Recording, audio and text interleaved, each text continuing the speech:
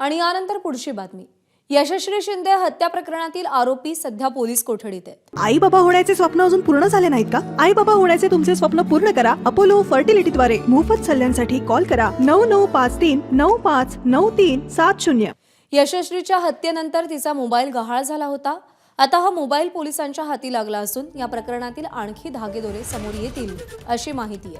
अमेय राणे आपल्याला अपडेट देतील। अमेय, सध्या जो महत्वाचा यात एक पुरावा मानला जात होता यशश्रीचा मोबाईल, तो आता पोलिसांनी हस्तगत केलेला आहे। दाऊद शेख, ज्याला पोलिसांनी कर्नाटक गुलबर्गा इथून अटक केली होती आणि तो आता तपास त्याचा करतायत, त्याची चौकशी करतायत। उद्या त्याची पोलीस कोठडी संपते, त्यामुळे त्याला पुन्हा एकदा कोर्टात पुढील रिमांडसाठी हजर केलं जाईल। पण या दरम्यान यशश्रीचा मोबाईल जो त्याने कुठेतरी फेकून दिला होता, ती जागा त्याने पोलिसांना दाखवली आणि त्यानंतर पोलिसांनी तो मोबाईल हस्तगत केलेला आहे।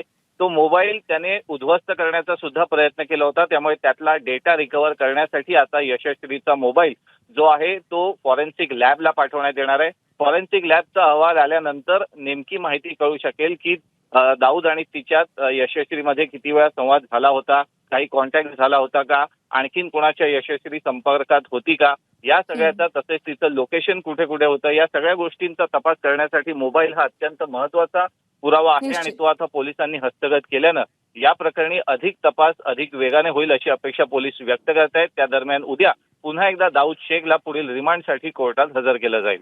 प्रज्ञा, अमेय, धन्यवाद दिलेल्या सविस्तर अपडेटसाठी। एबीपी माझा, उघडा डोळे बघा नीट।